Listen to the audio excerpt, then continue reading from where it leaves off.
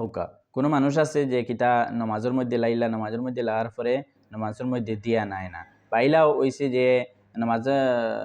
নবীজি ফরমাইছেন যে নামাজ যদি ইবাদত যদি করেন তাহলে অনেক মুসাইব থেকে আপনি বাঁচিতে পারবা আপনি অনেক ফাজিলত আছে নামাজের মধ্যে এর থেকে বিশেষভাবে হইল গিয়ে নামাজ পড়ার পরে অত মুসিবত খানে আয় কোন কারণে দেখুন পইলা আমরা চিন্তা ফিকির করার দরকার যে আমরা নামাজ ওর কিনা যেইভাবে হুকুম এইভাবে নামাজ ওর কিনা নামাজের মধ্যে ওয়াসওয়াসায় নামাজ আপনি শুরু হইলা যে নামাজটা এবাদত আপনার ওর নিনা আদত ওর এটা চিন্তা করবা নামাজ হইতো এবাদত নামাজ আদত হইতো না আদত হয়ে গেল ওভাবে যে মানুষে কিতা করে আল্লাহ একবার হইয়া শুরু হইলো আর রুকু সজ্জা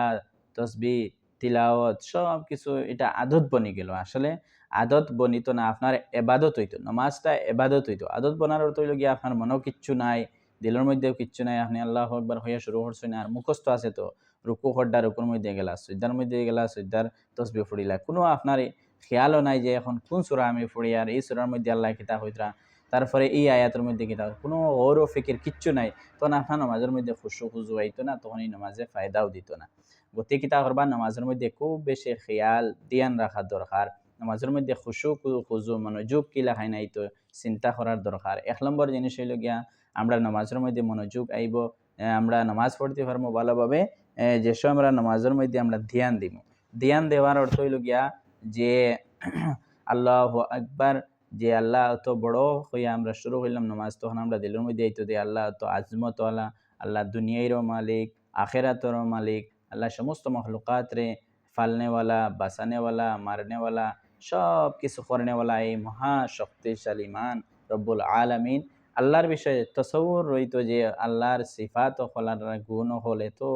আল্লাহ রব্বুল আলামিন জবরদস্ত জাত সিফাতওয়ালা জাত এই সমস্ত জিনিস হলো আপনার জেহনের মধ্যে আইতো ব্রেইনের মধ্যে আইতো 1 নম্বর আর 2 নম্বর হলো গিয়ে আপনি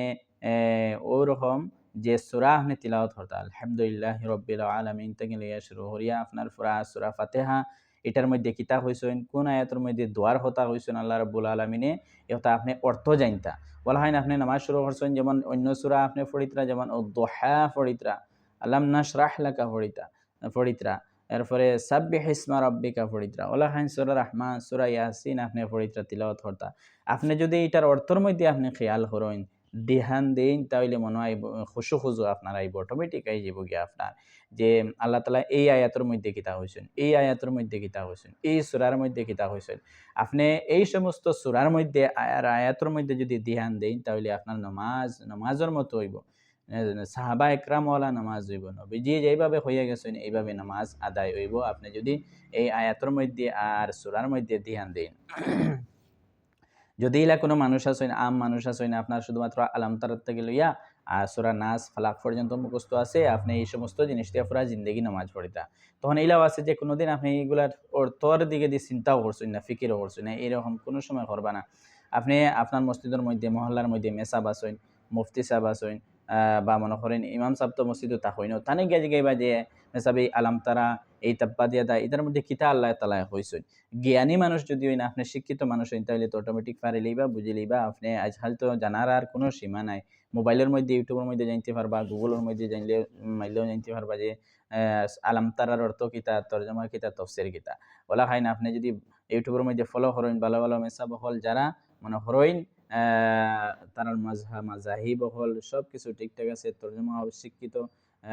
আল তফসির ভালো আছে তার কাছ থেকে আপনি ফায়দা লইতে পারবা আর যদি বেশি সহজ হইল গিয়ে আপনি মহল্লার যে মসজিদের মেসাব আছেন তার কাছে গিয়া জানকারি লইতে পারবা যে মেসাব আমারে ও সূরার তর্জমা হইয়া দেখা ও সূরার অর্থ হইয়া দেখা এই সূরার মধ্যে আল্লাহ কিতাব হইছেন আপনি হইতে পারবা মেসাবের মধ্যে মেসাবের দ্বারা গিয়ে শিখিতে পারবা এই হইল গিয়া নামাজের মধ্যে দুইটা কারণ এই দুইটা যদি আপনি ব্যবহার করেন তাহলে নামাজের মধ্যে মন দিতে পারবা খুশু খুজুর সহিত নামাজ পড়িতে পারবা আর নামাজের মতো সাহাবা ইকরাম হলর মতো নামাজ হইব 1 নম্বর হইল গিয়ে আপনি নামাজ যে সময় আল্লাহু আকবার হইয়া শুরু করছেন আপনি ধ্যান দিতা যে আমি এখন রুকুর মধ্যে গেছি রুকুর মধ্যে গিয়া কিতাব পড়ি এরপরে সিজদার মধ্যে গিয়া কিতাব পড়িতাম এখন আমি সিজদার অবস্থায় আছি ধ্যান দিতা 1 নম্বর আর 2 নম্বর হইল গিয়া আপনি যে সূরা যে তিলাওয়াত করতা এগুলার অর্থ জানতা যে এই সূরার মধ্যে কিতাব হইছে এই আয়াতের মধ্যে কিতাব হইছে এরকম যদি করিয়া যান তাহলে ইনশাআল্লাহ আপনার নামাজের মধ্যে মনোযোগ হইব আর খুশু খুজু হইব আর আল্লাহর লগে মায়া মহাব্বত হইব আরো বেশি আর ইবাদতের মধ্যে দিলচস্পি আইব